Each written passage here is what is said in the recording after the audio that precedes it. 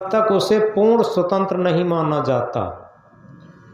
अतः 26 जनवरी 1950 को हमारे देश का संविधान लागू हुआ और हमारे भारतवासियों को स्वीकार हुआ। आज भी उसी संविधान के अनुसार, चाहे हम किसी भी मत के हों, मजहब के हों, जाति के हों, प्रदेश के हों, कोई मतलब नहीं रखता, हम उसी संविधान के अनुसार सभी लोग उसका पालन करते, उसके कानूनों का पालन करते।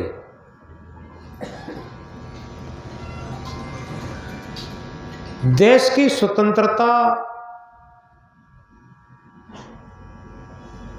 और भारत के संविधान के लागू करने में जिन शहीदों का, जिन महापुरुषों का बहुत बड़ा योगदान रहा है, उनके लिए सब लोग बहुत बहुत कृतज्ञ हैं,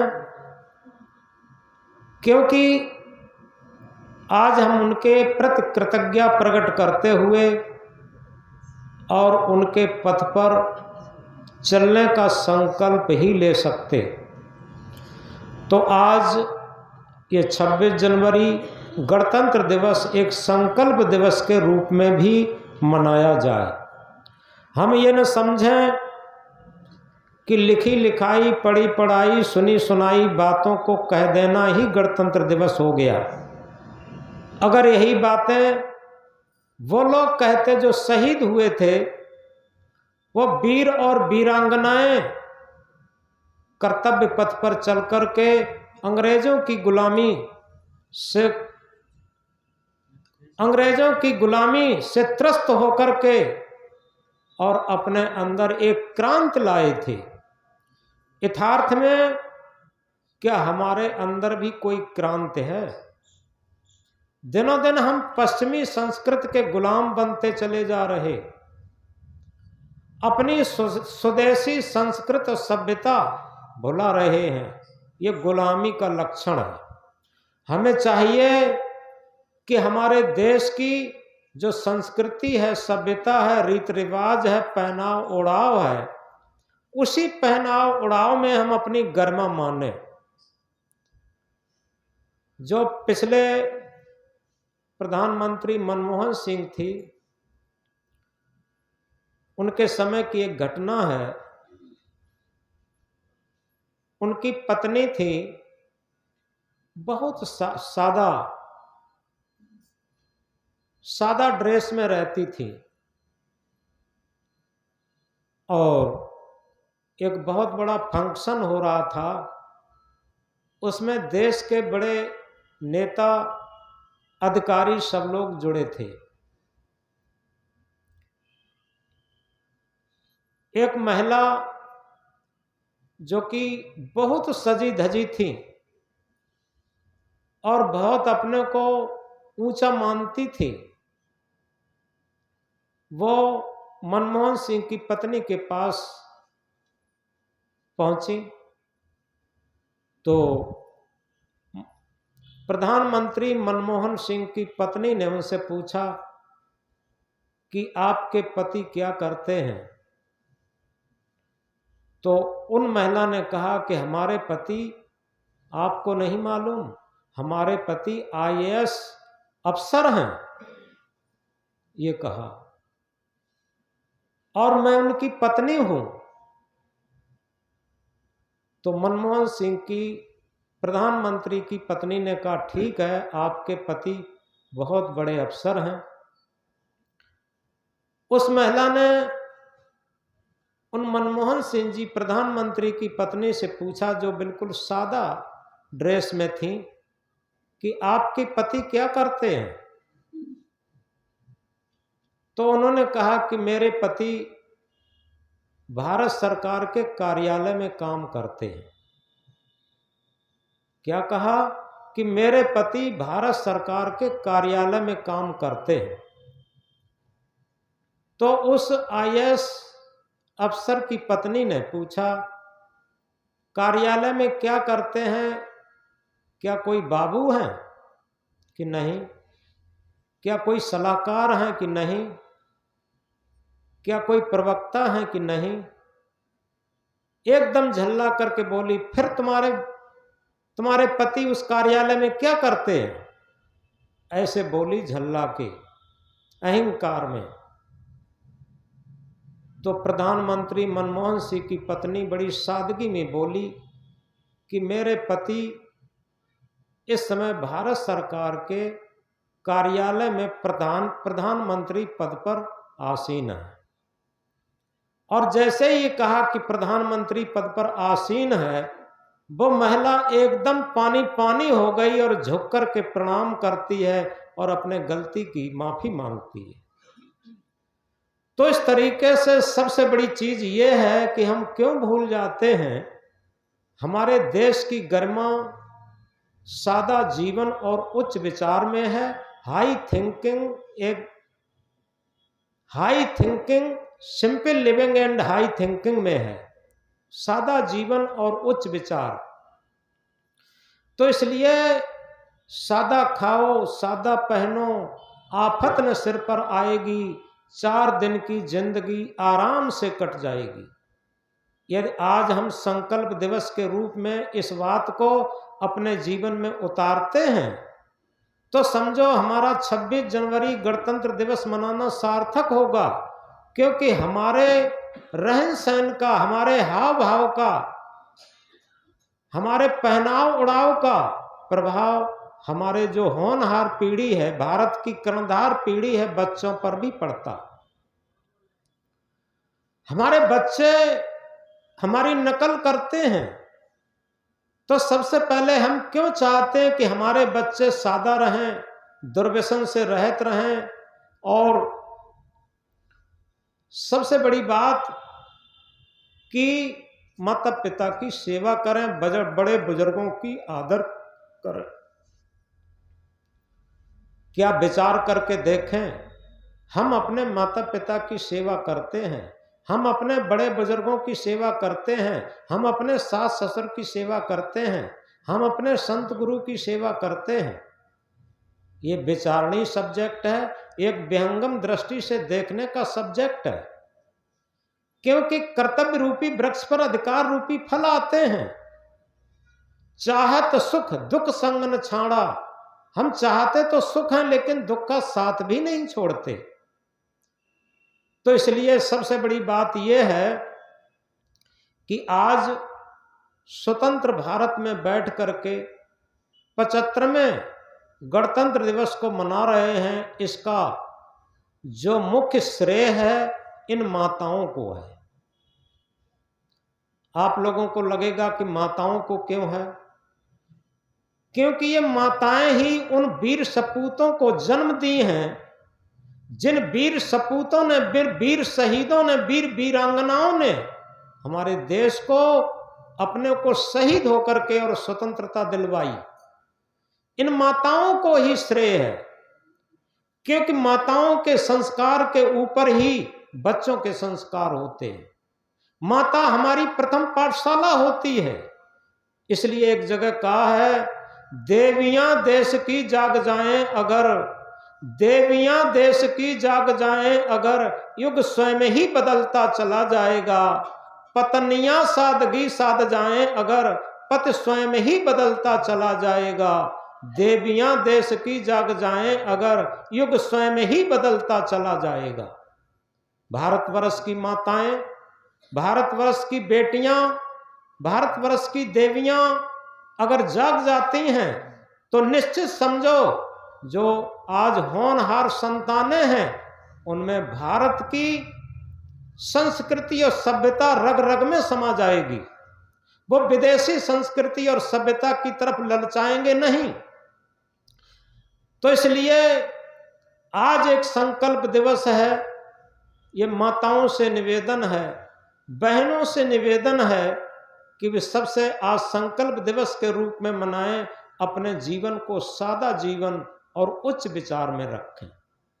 ये बहुत बड़ी आवश्यकता है, जिससे कि आने वाली पीढ़ी भारत की कर्णधार पीढ़ी ये सादा जीवन और उच्च विचार को महत्व दे, और सादा जीवन उच्च विचार को जब महत्व देगी तो क्या होगा, वो कर्तव्य परायण होंगे। आज देश का हर नागरिक कर्तव्य परायणता छोड़ता चला जा रहा। क्या सोच रहा है, हम एक दिखावा से काम कर लें, चाहे वो पति पत्नी हो, पिता पुत्र हो, भाई भाई हो, गुरु शिष्य हो, किसी भी रिश्ते में आते हो, एक दिखावा उनके अंदर आ गया। लेकिन याद रखें, दिखावा किसी भी क्षेत्र में काम नहीं करेगा। दिखावा छोड़ दो प्यारे, तभी कुछ हाथ आएगा। ये जीवन क्षणिक है, क्षण में काल के गाल जाएगा। जितना हम दिखावा करते हैं वो दूसरों को तो धोखा देते ही हैं, अपने को भी धोखा देते। जिस तरीके से एक दिया सलाई की तीली पहले स्वयं जलती है तब दूसरे को जलाती, इसीलिए कोई दिखावा से धोखा देता है, ईर्ष्या करता है, छल कपट करता है, झूठ बोलता है, तो निश्चित है पहले वो स्वयं को दुखी बनाता, अपने कुसंस्कारों को पैदा करता, और तब कहीं दूसरे को दुखी कर पाता। इसलिए कारण कार्य की व्यवस्था को समझें। जिसे कहा है एक्शन टू रिएक्शन, क्रिया की प्रतिक्रिया होती है, ये कारण कार्य की व्यवस्था है। अगर हम ये चाहें कि हम जिह्वा के लोलुपी बने रहें और हमारी संतानें सादा जीवन में बनी रहें तो कैसे होगा। अगर हम चाहें मन के और इंद्रियों के लंपट्टी बने रहें और हमारी संतानें बड़ी उच्च विचार की बनी रहें, उच्च महान चरित्र की बनी रहें तो कैसे होंगी। सबसे बड़ी चीज ये है कि हम अपने कर्तव्य को समझें, तो कर्तव्य के पीछे अधिकार अपने आप आएगा। यही स्वाधीनता और पराधीनता है, और यही गणतंत्र भी है। जिस तरीके से स्वतंत्रता का अर्थ लोग नहीं जानते, स्व माने अपना, तंत्र माने नियंत्रण। जैसे पराधीन कब था हमारा देश, जब विदेशियों का शासन चलता था, विदेशियों के नियंत्रण में हमारा देश था। और स्वतंत्र कब हुआ, जब विदेशियों का नियंत्रण हटा और स्वदेशियों के नियंत्रण में आया। अपने देश के नियंत्रण में जब देश चलने लगा तब ये स्वतंत्र हुआ। इसी तरीके से हमारे अंदर दो सत्ताएं हैं, स्व और पर। स्व है चेतन सत्ता, आत्म सत्ता, और पर है जड़ शरीर मन इंद्रियां। इस बात को गहराई से समझें। आज हम देश की स्वतंत्रता की बातें करते हैं, आज हम देश के संविधान की बात करते हैं, देश के गणतंत्र दिवस की बातें करते हैं। सबसे पहले इस बात को हम गहराई से समझें कि हमारा जीवन भी एक स्वदेश है, लेकिन कहीं इस पर जड़ शरीर और मन इंद्रियों का शासन तो नहीं चल रहा। अगर मन इंद्रियों के शासन में हमारा जीवन चल रहा है तो हम पराधीन हैं आज भी, और हमारा कोई संविधान ही नहीं है। क्योंकि हमारा संविधान कब होगा, जब हमारा स्वदेश का संविधान होगा। स्वदेश क्या है, अपनी आत्मा ही अपना स्वदेश है, और मन इंद्रियां ही अपना विदेश है। अगर विदेशियों का कानून हमारे जीवन पर चलता है, मन इंद्रियों की गुलामी में हमारा जीवन चलता है, तो समझो हम विदेशियों के नियंत्रण में जीवन जी रहे हैं, विदेशियों की गुलामी में जीवन जी रहे हैं। और इसीलिए हम कह रहे थे पश्चिमी संस्कृति सभ्यता के गुलामी में जीवन जिया जा रहा। ये सबसे बड़ी हमें जागृति की। अगर मिसाल को अपने अंदर ले आते हैं, उतार लेते हैं, धारण कर लेते हैं, तो समझो हमारा गणतंत्र दिवस मनाना सफल होगा।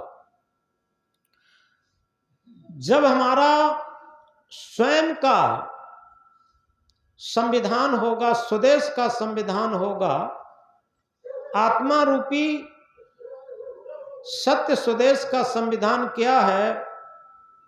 दया, क्षमा, सत्य विचार, धीरज, सुमत, संतोष, गुरु भक्ति। ये हमारा स्वदेश है, ये हमारे स्वदेश का संविधान है।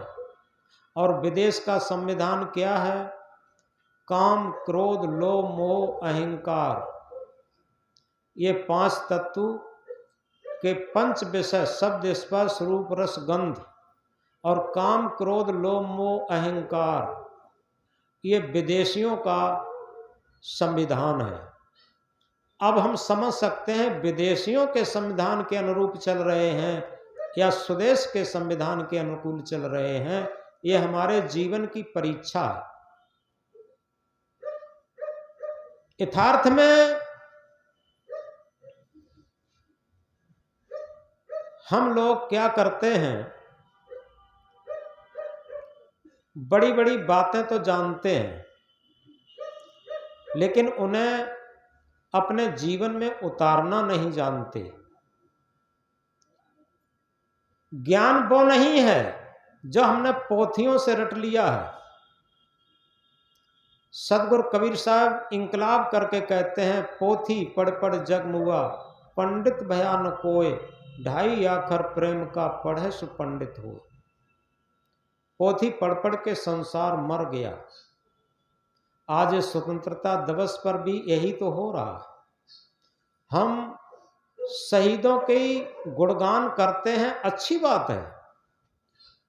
हम वीरांगनाओं की, वीरों की गुणगान करते हैं, अच्छी बात है। लेकिन क्या उनके गुणों को धारण भी करते हैं? गुणगान करना और उसी के साथ गुणों को धारण करना, ये जीवन की सबसे बड़ी सफलता है। अगर हम गुणों को धारण करके चलते हैं तो इस बात को गहराई से समझें।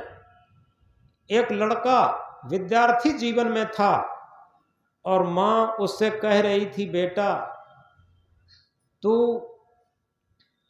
अच्छा खा पी करके अच्छा जवान बने।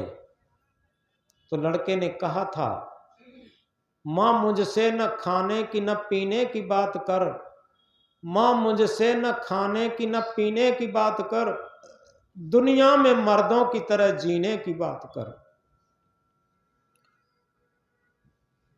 और क्या कहा था?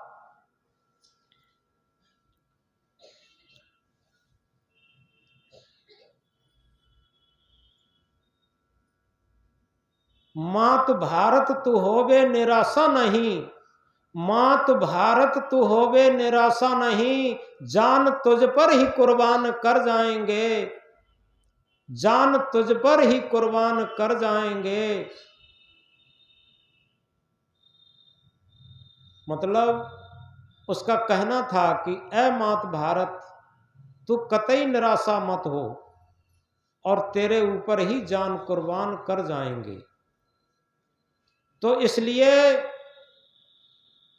मात भारत तो दूर की बात है, क्या आज हम अपनी जो माँ जहाँ से जन्म हुआ है उसे बुढ़ापे पर उसकी दवा पानी रोटी देना जानते हैं?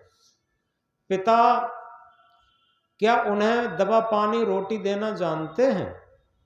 अपने परिवार में बड़े बुजुर्गों को क्या दवा पानी रोटी देना जानते हैं? यदि नहीं जानते तो ये संकल्प दिवस, 26 जनवरी, गणतंत्र दिवस, ये सब केवल कहने मात्र को है।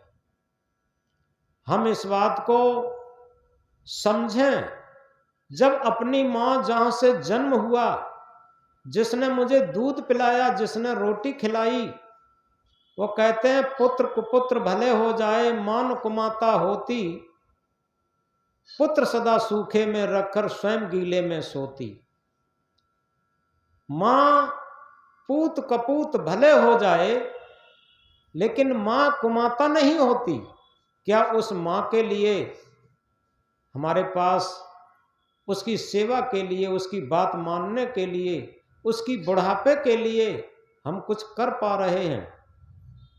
इन चीज़ों को अगर देखें समाज के अंदर, तो हम तो देखते हैं आज सबसे बड़ा तिरस्कार माता पिता का है।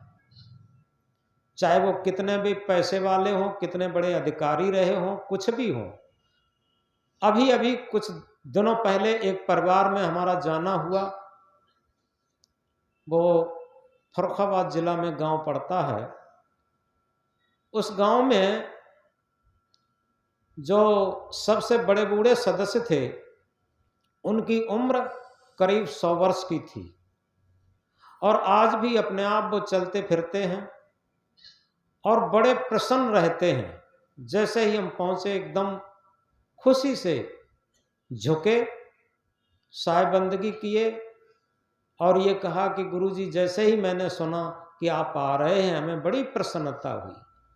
ऐसे मालूम पड़ता था पूरे सारे घर की खुशी उन्हीं के पास आ गई हो। और दूसरी बात उन्होंने क्या कही, थोड़ा इस बात को समझें। उन्होंने कहा कि गुरुजी, हम जवानी पर इतने सुखी नहीं थे जितने अब बुढ़ापे पर सुखी हैं। हमने कहा ऐसी क्या बात है?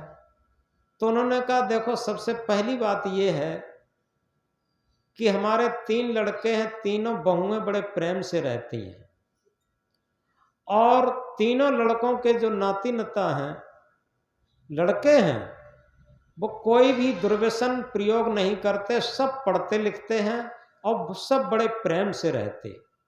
पूरे गांव में नहीं, पूरे क्षेत्र में हमारे घर की ये तारीफ हो रही है कि भले ही उनके घर में धन कम है, महल मकान कम है, लेकिन उन जैसा संगठन, उन जैसा प्रेम, उन जैसी पवित्रता, उन जैसी सेवा किसी घर में नहीं है।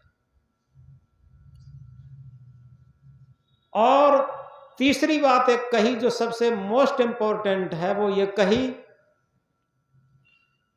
कि हमारे घर में ये कंपटीशन रहती है कि अपने बुजुर्ग दादा को कौन पहले पानी भर के दे दे, कौन पहले भोजन दे दे, कौन पहले नहलवा दे, कौन पहले कपड़ा धुल दे। ये कंपटीशन सी रहती है और सभी बड़े खुशी से हमें हमारी सेवा देते। अब बताओ वो क्यों नहीं प्रसन्न होंगे? उनके पास कौन से धन की कमी है? लोग आज धन के पीछे पड़ गए हैं कि बहुत धन होना चाहिए, धन होना चाहिए, लेकिन ऐसा अपंग जीवन बना लिया है, उस धन के पीछे सारे संस्कार अपने भी बिगाड़ लेते हैं और बच्चों को भी बिगाड़ लेते हैं। क्यों बिगाड़ लेते? झूठ बोलना सीख जाते, स्वयं सीख जाते, बच्चों को सिखा लेते और बाद में पश्चाताप करते। कई लोगों को मैंने सुना है कि गुरुजी, अब झूठ का जमाना है, अगर झूठ न बोले तो रोटी खाने को नहीं मिलेगी, ऐसा लोग कहने लगे। अब बताओ कैसे स्वतंत्रता दिवस की बात कही जाए, कैसे 26 जनवरी की बात कही जाए, कैसे देश प्रेम की बात कही जाए। जिन गांधी जी का नाम लेते हैं, जिन्होंने स्वतंत्रता की अलख जगाई थी, उनके जीवन को तो देखिए। मरने पर उनके 1 जोड़ी चप्पल, 2 जोड़ी चश्मा और 2 जोड़ी धोती केवल निकली थी और उनके पास कुछ नहीं था। और समझो विश्व स्तर पर देखें तो बापू जैसा धनी कोई नहीं था। बताइए, हर सिक्के पर बापू का नाम है कि नहीं है? जो भारत का सिक्का है, हर सिक्के पर बापू का नाम, बापू का फोटो है कि नहीं है? जब हर फोटो का नाम है तो उनसा धनी कौन हो सकता, बोलो? और वो कैसे हुआ? उन्होंने संग्रह करना नहीं जाना, उन्होंने झूठ बोलना नहीं जाना। उन्होंने अपने जीवन में, अपनी आत्मकथा में लिखा था कि मेरा महात्मापन कौड़ी काम का नहीं, क्योंकि वो एक राजनैतिक था। ये थोड़े दिनों में ढल जाएगा। मेरा सच्चा जीवन है वो सत्य, अहिंसा और ब्रह्मचर्य का पालन। उन्होंने अपनी आत्मकथा में लिखा है कि मेरा जो कुछ भी सच्चा जीवन है वो है सत्य, अहिंसा और ब्रह्मचर्य का पालन। जितना हमने जीवन में सत्य, अहिंसा और ब्रह्मचर्य का पालन किया है, 37 वर्ष की अवस्था में उन्होंने संकल्प लिया था कि आजीवन हम ब्रह्मचर्य पूर्वक रहेंगे। उनकी पत्नी कस्तूरबा बाई, उन्होंने भी संकल्प लिया था और दोनों लोग एक भाई बहन की तरीके से पूरे जीवन रहे 37 वर्ष के बाद। तो उन्होंने लिखा कि मेरा सत्य, अहिंसा और ब्रह्मचर्य ही जीवन का सबसे बड़ी सफलता है, वो मेरी है। तो इसलिए इन चीजों को हम समझें और अपने जीवन में उतारने की कोशिश करें, तब समझो कि हम भारत के उन महापुरुषों को आज कुछ अपनी केवल जिह्वा से उनके लिए कृतज्ञ न हो, जिह्वा से उनका जयकारा न लगाएं, उन्हें हृदय से कृतज्ञता प्रकट करें। जब हम हृदय से उसे मानेंगे तो उनके जो सद्गुण थे वो मेरे अंदर आएंगे। हम केवल जिह्वा से जयकारा लगाते हैं, जिह्वा से उनकी बातें कह देते हैं, बात खत्म कर देते। लेकिन अगर हृदय से एक बार उनकी गुणगान करना शुरू कर दें, हृदय से एक बार मानना शुरू कर दें, तो निश्चित है उनके जो सद्गुण थे, उनके अंदर जो क्रांति थी, उनके अंदर सत्य, अहिंसा का पालन था, वो हमारे अंदर आ जाएगा। तो इसलिए इन चीजों को हम समझें और सबसे बड़ी बात यह है कि आज का विचार भी लिखा है कि हम भारत के संविधान की तो बात करते हैं, लेकिन उस संविधान पर अगर सही तरीके से चलेंगे तो निश्चित है, चाहे हम किसी भी मत के हों, किसी भी मजहब को हों, किसी भी जात के हों, हमारे अंदर भेद नहीं होगा। संविधान हमारा इसी बात पर है कि हम बहुत मजहबवाद, जातवाद और धनवाद, गरीबवाद, पदवाद लेकर के चलते हैं। ये सब व्यर्थ का अहंकार है। पद का, प्रतिष्ठा का, धन का, दौलत का, जातिवाद का, मजहबवाद का, ये सारे अहंकार की दीवारें जब ढह जाएंगी, ये पार्टीशन जब ढह जाएंगी, तब समझो हम संविधान की बात कर सकते, तब समझो गणतंत्र दिवस की बात कर सकते, तब समझो हम स्वतंत्रता की बात कर सकते। तो इसलिए ये कहा है, सतपथ पर चलकर जिस दिन मानवता आएगी, न मजहब काम आएगा, न जाति आएगी। सत्य के पथ पर जिस दिन हम चलना शुरू कर देंगे, उस दिन कोई भी मजहब नहीं होगा, कोई भी जाति नहीं होगी। मैथिली क्षण गुप्त क्या कहते हैं?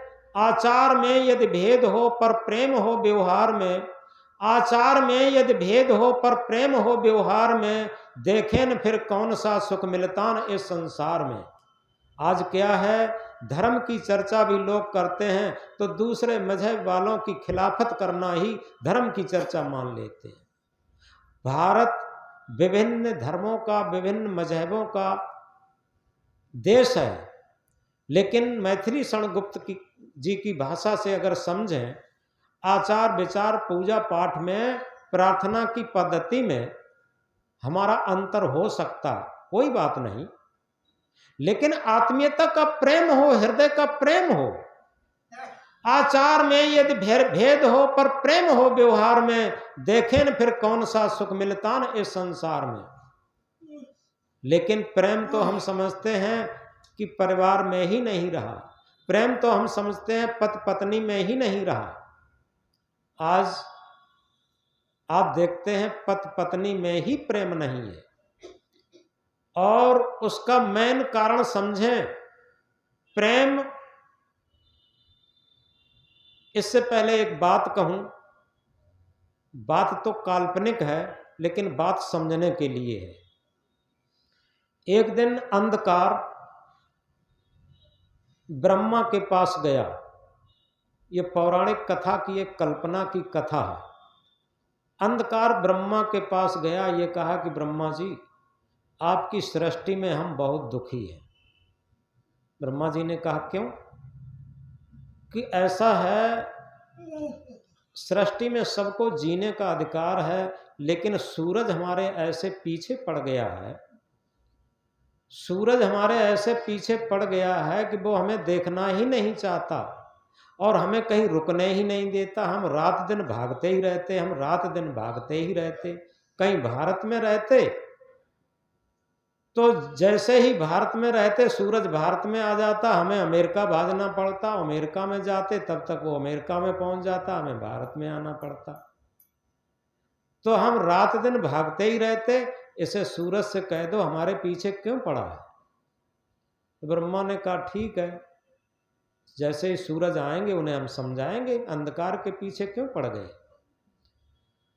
तो सूरज आए, ब्रह्मा ने कहा भाई देखो ऐसो है, सृष्टि में सबको रहने का अधिकार है, सबको जीने का अधिकार है, तुम अंधकार को बहुत परेशान करते हो, उसके पीछे ही पड़े रहते हो।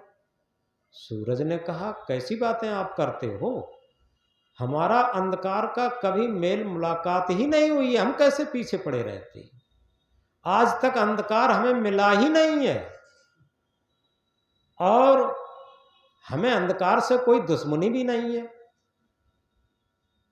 ये कहा आप कहते हैं पीछे पड़े रहते, हम कहाँ पड़े रहते, हम तो, हमारा स्वभाव है प्रकाश देना, बस हम अंधकार के पीछे क्यों पड़ेंगे। अंधकार आज तक हमें कभी मिला ही नहीं, जहां भी मैं रहता हूं अंधकार मुझे मिलता ही नहीं। अगर वो मिलेगा तो हम उससे कह देंगे भैया हमें क्षमा कर दो, आज से हम तुम्हें कभी परेशान नहीं करेंगे। तो ये केवल समझने की बात है क्या कि हमारे जीवन में दो चीजें हैं, अहंकार और प्रेम। जहां पर जिस तरीके से सूरज रहेगा अंधकार रह ही नहीं सकता, जहां पर अंधकार रहेगा वहां पर सूरज नहीं होगा। इसी तरीके से जहां पर अहंकार होगा वहां पर प्रेम होगा ही नहीं, और जहां पर प्रेम होगा वहां पर अहंकार होगा ही नहीं। ये दोनों चीजें साथ साथ नहीं रहते। देखो रामायण की चौपाई क्या कहती है, जहां काम तहां राम नहीं, जहां राम नहीं काम, तुलसी दोनों होत नहीं, रवि रजनी एक ठाम। जहां काम वासनाएं हैं, स्वार्थ लिप्साएं हैं, वहां पर राम स्वरूप नहीं हो सकता, आत्म स्वरूप नहीं हो सकता, वहां पर आत्मा का स्वदेश का संविधान नहीं चल सकता। तुलसीदास जी कहते हैं कि तुलसी दोनों होत नहीं, रवि रजनी एक ठाम। जिस तरीके से रात्रि और सूर्य एक साथ नहीं रह सकते, जहां पर रात्रि होगी सूर्य नहीं होगा, और जहां पर सूर्य होगा वहां पर रात्रि नहीं होगी। इसलिए सबसे बड़ी चीज यह है कि जहां पर हमारा अहंकार होगा वहां पर प्रेम रह ही नहीं सकता, और जहां पर प्रेम होगा अहंकार हो ही नहीं सकता।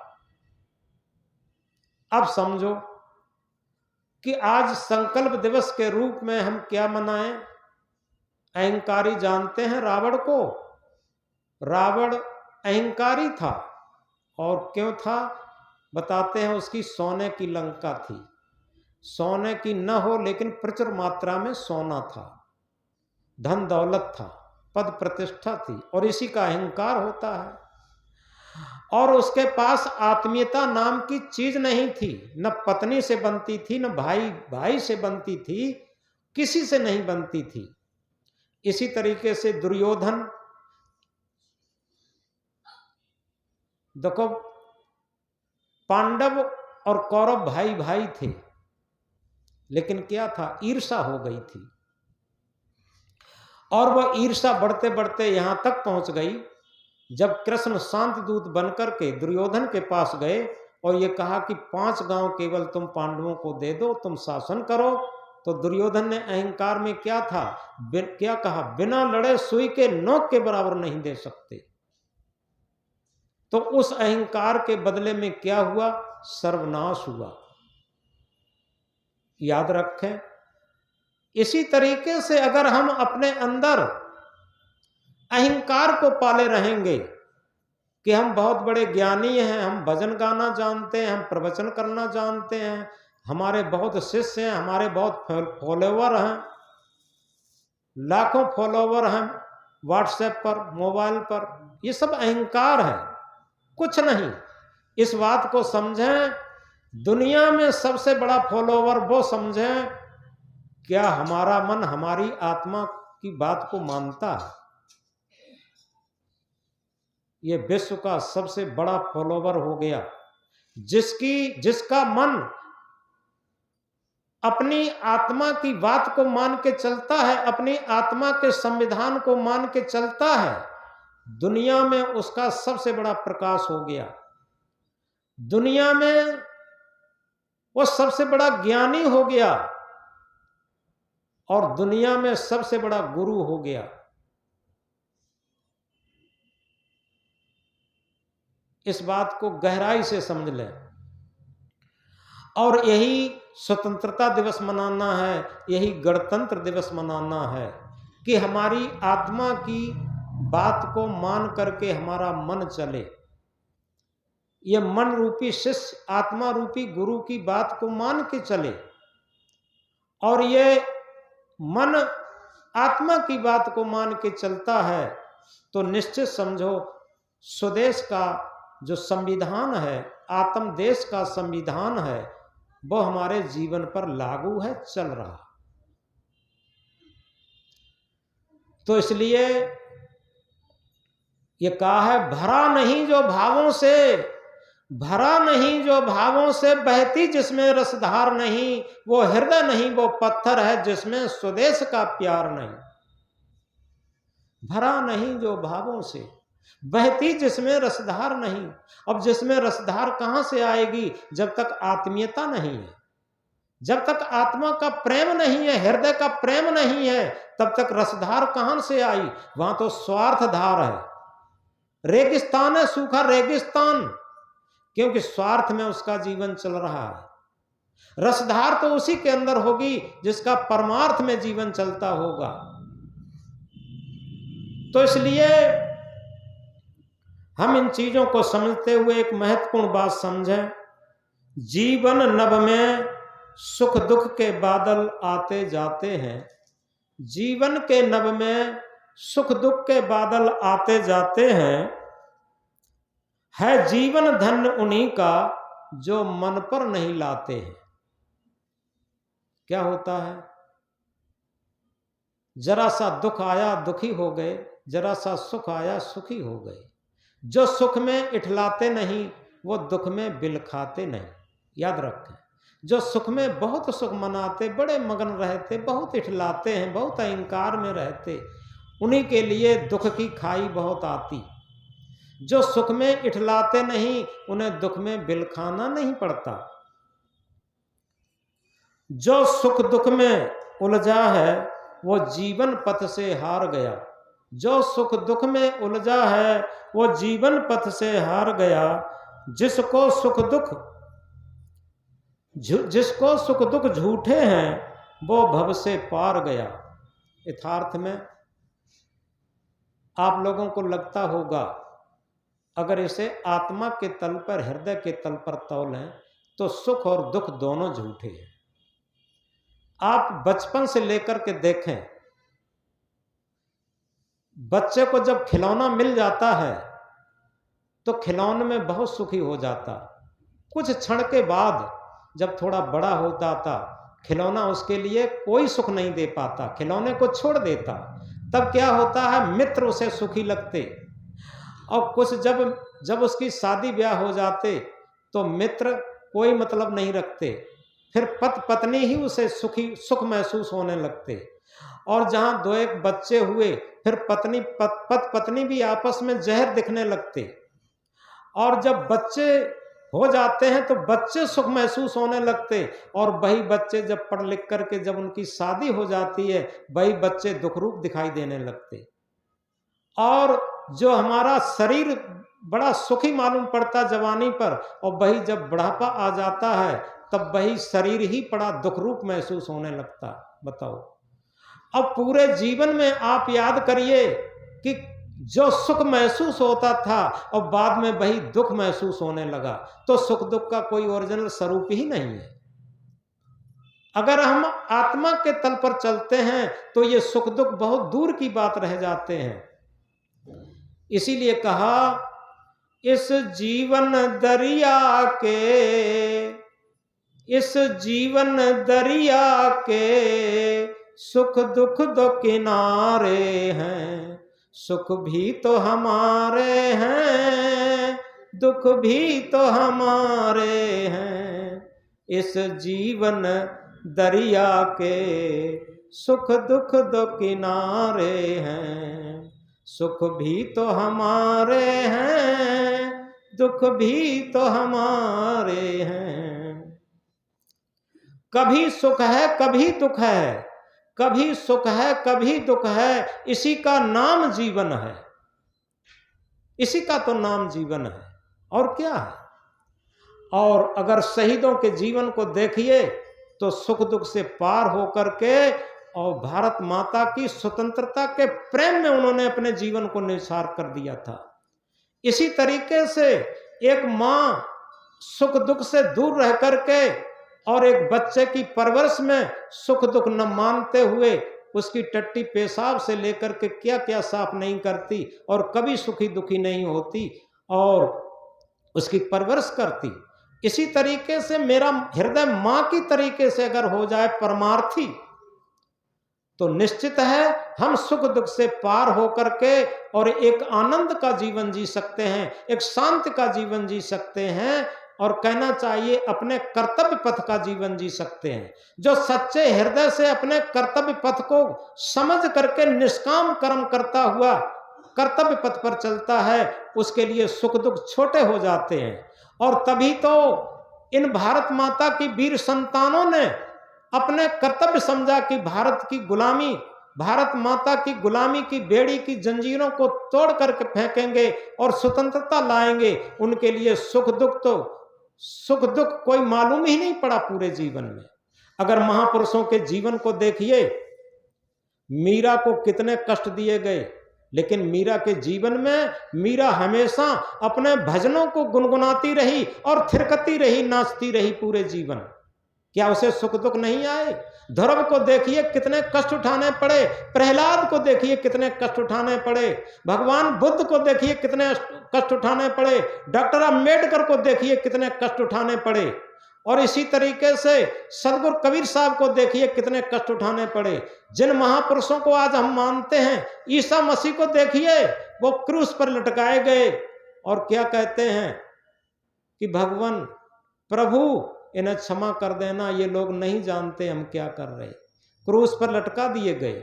सुकरात को जहर दे दिया गया और जहर देने के बाद उन्होंने कहा कि मैं अपने आत्मा की मस्ती में झूम रहा हूं, मुझे पता ही नहीं चल रहा है जहर का कोई असर हो रहा है। ऐसे सुकरात जहर से बड़ी मस्ती में, बड़ी शांति में चले गए।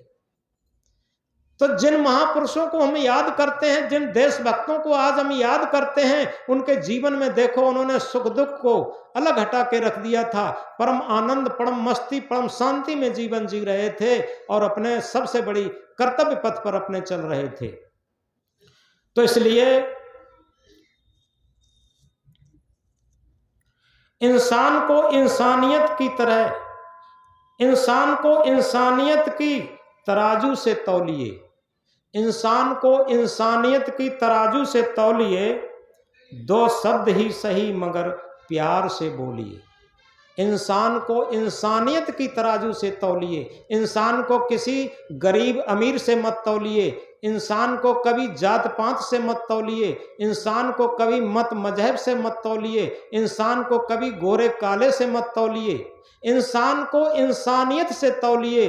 बोल सको तो दो शब्द प्यार से बोलिए। इन चीजों को समझो। जब हम प्रेम से, हृदय के प्रेम से बोलना सीख जाएंगे तो हृदय से प्रेम का व्यवहार भी हम सीख जाएंगे, और जब हृदय से प्रेम का व्यवहार सीख जाएंगे तो हमारी आत्मा का जो, आत्मा रूपी स्वदेश का जो संविधान है हमारे जीवन पर लागू हो जाएगा। और उस संविधान में कितने लोग हमारे जो संपर्क में आएंगे उन्हें भी प्रेम मिलेगा, शांत मिलेगी, सुख मिलेगा, आनंद मिलेगा, उनका भी जीवन कृतार्थ होगा और जीवन का सच्चा पथ मिलेगा। इसलिए हम याद रखें, आज एक संकल्प दिवस के रूप में मैं सच्चे पथ का राही हूं, मैं सच्चे पथ का राही हूं, कह सकता दिन को रात नहीं, ईमान बेच दूं टुकड़ों में ये मेरे बस की बात नहीं। ईमान बेच दूं टुकड़ों में ये मेरे बस की बात नहीं। तो इसलिए हम अपने जीवन में जब अपने हृदय के तराजू पर अपने मन को, अपने व्यवहार को तौलना शुरू कर देते हैं तो हमारे अंदर आत्मा का संविधान शुरू हो जाता। हृदय का तराजू एक ऐसा कंप्यूटर है जो कभी फेल नहीं हो सकता। बाहर के सारे कंप्यूटर फेल हो सकते कैसे? भीड़ तंत्र का जमाना है, जैसे वोटों पर कोई खड़ा हो जाए, एक सज्जन आदमी खड़ा हो जाए, एक दुष्ट दुर्जन आदमी खड़ा हो जाए, जिसे बहुमत मिल जाएगा वही नेता मंत्री बन जाता है। और उधर राजनीति क्षेत्र में यही है, और यही बहुमत धार्मिक क्षेत्र में भी हो गया। क्या सदगुरु ने क्या कहा? फूटी आंख विवेक की लखन संत असंत, जाके संग 10-20 हैं ताको नाम महंत। विवेक की तो आंख ही फूट गई, क्योंकि संत असंत दिखाई नहीं देता। जिसने बहुमत जुटा लिया वो महंत बन गया, गुरु बन गया, और बस उसकी आनंद की छन रही। और भले ही जो विवेकी है, त्यागी तपस्वी है, आत्मा के तल पर जीवन जीने वाला है, कोई उसे जानता भी नहीं है, कोई उसे मानता भी नहीं है। तो इस तरीके से कोई माने न माने, कोई जाने न मान जाने, कोई बात नहीं, लेकिन अपने हृदय के तराजू पर तौल कर अपने जीवन जीने वाला वो सच्चा भक्त है, सच्चा साधक है, सच्चा संत है, सच्चा मनुष्य है। और कहना चाहिए सच्चा गणतंत्र दिवस मनाने वाला है, सच्चा स्वतंत्रता दिवस मनाने वाला है, और वही सच्चा भारत माता का सपूत है। इस बात को गहराई से समझ लें। इसलिए हम घबराएं नहीं, साहस बनाए रखें, इस सतपथ पर चल करके अपने अंदर मानवता को लाएं। जो अभी हमने कहा था, सतपथ पर चलकर जिस दिन मानवता आएगी, न मजहब काम आएगा, न जाति आएगी। और इसी के साथ एक बात याद रखें, आज के संदर्भ में फूल बनकर मुस्कुराना जिंदगी है, फूल बनकर मुस्कुराना जिंदगी है, मुस्कुराकर गम भुलाना जिंदगी है, मुस्कुराकर गम भुलाना जिंदगी है। जीत कर मुस्कुराए तो क्या हुआ, जीत कर मुस्कुराए तो क्या हुआ, हार कर भी मुस्कुराना जिंदगी है, हार कर भी मुस्कुराना जिंदगी है। और इसीलिए कहा 2 लाइनों में, दुनिया से मैं हारा, दुनिया से मैं हारा, तो आया गुरु के द्वार। यहां से मैं जो हारा, तो कहां जाऊंगा सरकार। दुनिया से जब हारा, तब आया गुरु के द्वार। यहां से जब मैं हारा, तो कहां जाऊंगा सरकार। याद रखें, दुनिया से हारा तब गुरु के दरबार पहुंचता है। ये दुनिया क्या है? मन इंद्रियों की गुलामी। मन इंद्रियों की गुलामी से जो हार जाता है वही आत्मा रूपी गुरु के पास पहुंच जाता है। वहां तो दोनों सिक्कों में जीत ही जीत है, हार है ही नहीं।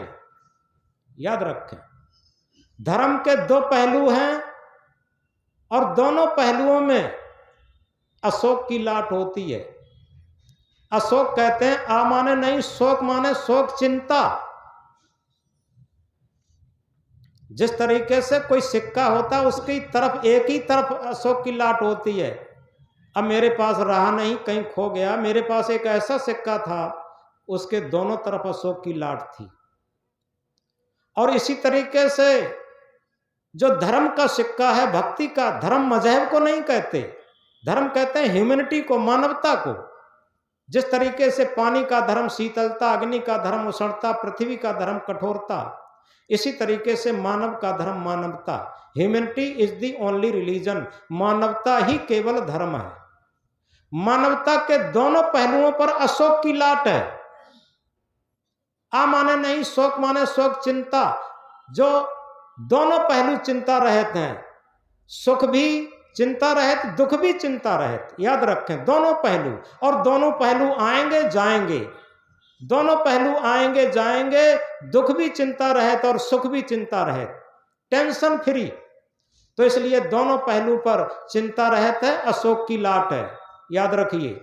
इसलिए आज 26 जनवरी पर हम संकल्प लेंगे इस बात का कि हम मानवता के पथ पर चलकर, अपने आत्मा के संविधान पर चलकर के, अपने परिवार में जो सेवा लायक लोग हैं, चाहे वो सास ससुर के रूप में हो, चाहे माता पिता के रूप में हो, और चाहे संत गुरुजनों के रूप में हो, हम सेवा का संकल्प लें।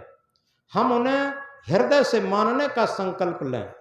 ये नहीं दुत्कारना फटकारना, ये बहुत तुच्छ बात होती है। तब तो समझो मन की गुलामी में चले गए। अगर आत्मा के तल पर और स्वदेश के संविधान पर चलना है और ये 26 जनवरी गणतंत्र दिवस सफल मनाना है, तो अपने हृदय के तराजू पर तौल करके अपने परिवार का व्यवहार शुरू कर दें। ये सच्चा गणतंत्र दिवस है, क्योंकि परिवार ही का विस्तृत रूप राष्ट्र होता। याद रखें, जो अपने परिवार को ही नहीं मान सका वो राष्ट्र को क्या मानेगा? जो अपनी माता को ही नहीं मान सका वो भारत माता को क्या मानेगा?